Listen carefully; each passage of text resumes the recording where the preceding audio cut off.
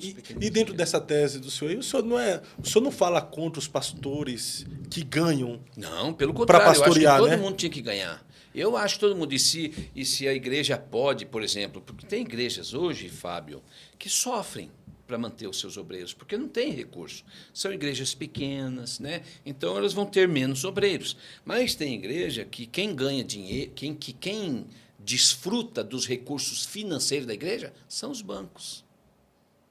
São os banqueiros que ganham, que lucram com isso. Porque eles pegam aquele montante todo que não conseguem gastar, deposita lá no banco e o banco empresta juro de 10%, de 15% e financia carro, e acaba ganhando muito com o dinheiro da igreja que está lá. Enquanto que alguns pastores que trabalham ali de forma voluntária para o homem, mas que estão recebendo de Deus como galardão, eles passam necessidade aqui.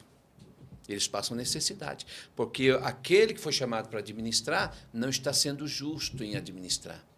E hoje, irmão, a Bíblia diz que a Bíblia descreve como que seria os últimos tempos, né? Os homens seriam presunçosos, Amantes de si soberbos, arrogantes, poderosões, né? Homens poderosos, arrogantes, soberbos, amantes de si mesmo, mais amigo dos prazeres do que amigo de Deus, não tendo misericórdia para com os bons. Inventores de males. Você quer ver uma pessoa se ela é de Deus? Não, olha a misericórdia dela.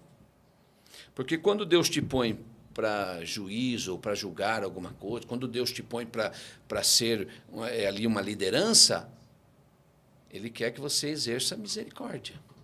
Você sabia que na lei do apedrejamento, quando Deus fala para apedrejar alguém, sabe quem que Ele manda apedrejar? Quem? Filhos desobedientes. Se um filho é desobediente ao pai e à mãe, não honra o pai e a mãe, leva à porta da cidade e apedreja ele lá. Você já viu algum pai fazer isso com um filho desobediente? Não. Por quê? Deus não quer matar ninguém. A lei do apedrejamento não era para matar ninguém. Era para exercer misericórdia, porque quando é teu filho, você exerce, né? Quando é o filho dos outros, você não exerce. Então era mais para uma reflexão de consciência. Você vai trabalhar na vida do seu filho, você vai tentar, você não vai querer que seu filho seja apedrejado, né? É uma questão de... Quando você interpreta, você fala, poxa vida, mas Deus ia mandar o pai matar o seu próprio filho? A mãe condenar o seu filho à pena de morte? Não, Deus quer que você exerça misericórdia. Agora Ele te dá alguma coisa na mão, você tem misericórdia? Acontece alguma coisa aí com você, pastorzão. Nós aqui. Acontece alguma coisa com você, as pessoas se levantam contra você, e tudo que você quer é misericórdia. Calma, me entendam. Não foi esse o objetivo. A minha intenção não era essa. E aí, de repente, alguém erra ali. Aí você pega ele e... Coloca um xizinho nas costas. Põe um X nas costas dele para ele ficar de exemplo para os demais. Você está exercendo a misericórdia? Você está sendo um pastor como Jesus é? Ou como que você está lidando? Ou você está mais parecido com aquela parábola dos credores, que um devia 500 foi perdoado, outro que devia 50 ali não foi perdoado. Então é uma coisa a gente começar a pensar, né? A pensar, porque nós estamos vendo acontecer algumas coisas. Opa, a misericórdia ela é importante, mas ela só serve para mim. Para o meu irmão, ela não serve. Terrível. Terrível. Os mais necessitados de misericórdia, por muitas vezes, não são misericordiosos. Aí vem o iníquo, porque o que é a parábola do juiz iníquo? É aquele que julgava o pequeno de forma injusta. Porque o rico ele não julga de forma injusta porque ele está interessado. O grande ele não julga de forma injusta, mas o pobre, o pequeno, o desprovido, aí ele julga de forma injusta. É terrível isso. Mas e como é que se dá isso sobre essa questão dos mercenários? Haverá recompensa para eles? A recompensa ela pode ser... A recompensa pode ser na terra, né? Ele é recompensado com salário. Porque assim... Mas a recompensa ela pode ser positiva, como ela também pode ser negativa. Não só falando aqui sobre a recompensa terreno. Houve discussões aqui nesse tema e foi usado como argumentação que o obreiro ele é digno do seu salário. Sim, então, a expressão do senhor aqui sobre mercenários não é que o cara não tenha salário. Precisa ter salário porque é um trabalhador. Não é? Então, o senhor não é contra isso. Não, pelo contrário. Que o pastor tenha um salário. Não, eu sou a favor. A pessoa que tem um chamado, ela deve ser usada integralmente naquele chamado. Mas ela precisa sustentar da família dela. E o sustento da família dela não é assim uma cesta básica. né? Você dá uma cesta básica para uma emergência e tal, mas, por exemplo, vem uma família com 3, 4 crianças. Você vai dar uma cesta básica para a família?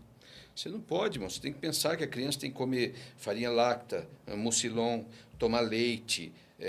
Você tem que pensar na fralda. Você tem que pensar no docinho. Medicamentos. No medicamento. Você tem que pensar na bolacha, né? Você tem que pensar diferente. Quando você vê que ali, poxa vida, eu dou uma cesta básica. Não.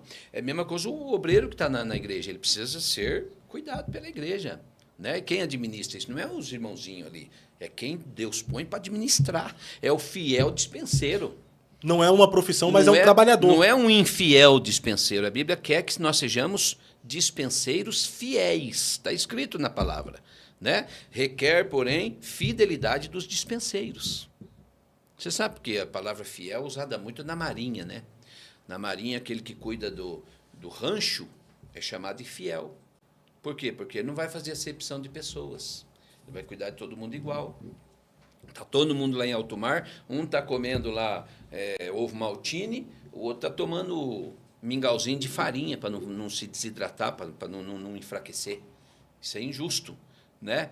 Então, a fidelidade requer-se dos dispenseiros que eles se comportem fielmente. Agora, hoje não acontece isso, né? Então, ou você vai ser recompensado positivamente ou negativamente, porque todos nós receberemos a paga. Você falou que você fez a propaganda da empresa aqui que limpa o nome das pessoas, né? Sim. E por que as pessoas estão preocupadas nisso? Porque se elas não conseguem limpar o nome, elas vão ficar devendo ainda mais. É uma bola de neve, né? Até que, de repente, um juiz lá fala, bloqueia o bem dessa pessoa. Ela precisa pagar, repor. Então, tem gente que vai chegar lá diante de Jesus e o pagamento vai ser negativo. Você vai receber a tua recompensa. A tua recompensa é com os idólatras, com os feiticeiros, com os adultos, com os prostitutos. Esse pagamento será negativo porque ele já recebeu um pagamento aqui na Terra? Ou porque ele já recebeu... Não, porque receber aqui na Terra não é proibido. Mas ele pode ter recebido sem merecimento. De forma injusta? De forma injusta, porque ele mesmo lhe pagou. Não, eu mereço ganhar tanto. Você merece essa tampinha aqui, ó. Tá? Você merece essa aqui, ó. Você merece. Mas eu mereço tudo, né? Então, vai receber negativamente porque você foi injusto com o próximo e consigo mesmo, que você não merecia aquilo. A parábola do rico e do Lázaro. Sim. Né? O rico foi lá, tinha tudo. Mas Lázaro não tinha nada. E o rico se negava a dar até as migalhas para o Lázaro. Viu? Você acha que Jesus escreveu isso para o mundo, Fábio? Você acha que essas coisas foram escritas para o mundo? Não. Essas coisas foram escritas para a igreja. Para Israel. Viu? E a igreja, rico, né? Ô, ricão, você que farta a sua alma de bens, que gosta de coisas luxuosas e grandes e que nega as migalhas para os seus conservos. Cuidado. Cuidado, porque o pagamento vem aí. Nós todos vamos dar conta e vamos receber aquilo que merecemos. Uns vão merecer ser consolados e outros vão merecer castigo. Existem mercenários que são injustos um com o outro? Tem, claro que tem. Sim. Porque quando se fala, quando Jesus quis chocar-nos com essa palavra mercenário, primeiro, ele quis mostrar quem é o dono. O pastor. De quem as ovelhas são. Segundo, ele quis mostrar que quem cuidou de forma a valorizar as ovelhas foi ele. Ninguém mais faz isso. Porém, nós estamos todos empenhados na mesma coisa. Como que funciona, por exemplo, o mercenário da guerra? É um grupo de pessoas, mercenários. Você já assistiu aquele filme? Sim, os mercenários. Uhum. Tem uns caras bonitos lá, né? Uns fortão lá. Jason e tem umas mocinhas fraquinhas. Tem, sim, né? Mas o que eles vão? Eles são um grupo, e eles embarcam lá dentro de um avião e vão lá para a guerra. E depois a recompensa é feita como? Igualmente. Lembra na passagem quando Davi chegou lá a Zilcalg, né? Parece? Aquela cidade que eles... Ziklag. Davi chegou lá e a cidade tinha sido incendiada, eles tinham raptado as mulheres, levado o despojo, e Davi teve o período de comoção, e as pessoas até acusaram Davi como culpado por aquilo, mas Davi recobrou o ânimo reuniu o povo e foi atrás. Porém, tinha um povo que estava muito cansado, debilitado, eles eram mais fracos. Os mais fracos não conseguiram atravessar o rio. Então, Davi disse, ó, fica aqui com a bagagem, cuida para nós do que nós temos aqui ainda, do que restou. E nós que estamos mais fortes, vamos lá. E eles foram lá e batalharam, recuperaram o que era deles e ainda trouxeram o despojo do que era dos outros. Quando chegaram ali, eles não queriam fazer o acerto igual. Não, eles não vão receber, não. O que Davi fez? Não, eles vão receber igual a nós. É justíssimo. Justo, né? O trabalho foi diferente, mas eles estavam ali. Entendeu? Então tem mercenários que querem só para si. Aqueles mercenários aquele povo que andava com Davi eram mercenários, até uns mercenários meio que do mal. Eles eram assim, pessoas excluídas. Os valentes, né? Eles os eram improváveis. Os improváveis. Eles eram pessoas que ninguém queria, os reis não queriam, eles eram os rejeitados. E Davi foi pegando um, pegando outro, foi treinando os camaradas. E daí, de repente, um queria ser mais do que o outro, ganhar mais do que o outro. Isso é uma síndrome luciferiana. Aqui na Terra, de você achar e você olhar para as pessoas de cima para baixo, meu irmão, na Bíblia diz que quem quer ser o maior, seja o menor, então. Você não tem que olhar os outros de cima para baixo ou achar que você é melhor que alguém ou que você merece mais do que alguém. O que não erra, isso, né? Isso é um perigo. E eu fico preocupado, porque tudo isso a gente vê aonde? Lá no mundão. É preocupante. Não, a gente vê aqui dentro. É preocupante quando existem pessoas que atribui os seus erros aos outros, mas não tem a capacidade de olhar para si. Poxa, eu errei. Parece que todo mundo erra, menos ele, entendeu? Eu acho que é necessário fazer um ensimesmamento, uma análise de si também. Será que todos estão errados, menos eu? Esses dias nós fomos impactados por um líder, não vou dizer aqui o nome dele, porque não está aqui nem me autorizou, mas, assim, de reconhecer um erro, e se humilhar, e pedir perdão, e abrir mão de algo que não veio do dia para a noite, mas veio desde a sua infância, enfrentando o campo missionário com os pais e tudo, e sofrendo junto, e agora está melhorzinho um pouco, está até desfrutando de alguma coisinha, abrir mão de tudo aquilo por um erro que cometeu. Isso impactou, porque não é comum você ver uma liderança fazer isso. Sim. A liderança, não, todo mundo erra, menos ele. Ele vai para a justiça, ele vai lá para garantir que ele está, né? Ele se acerca de pessoas ou tenta convencer todo mundo aí que eu não estou errado. E coloca um X nas costas daqueles que são contra. E depois mas por isso que eu citei, irmãos, aqui irmãos, estou pensando que estou pregando aqui no culto. Fábio, e você que está me assistindo aí, nos assistindo, né? Você que acompanha o Eu Acredito podcast. Essa parábola de Jesus, essa sobre o credor, os dois credores ali, rapaz, isso mostra claramente isso aí.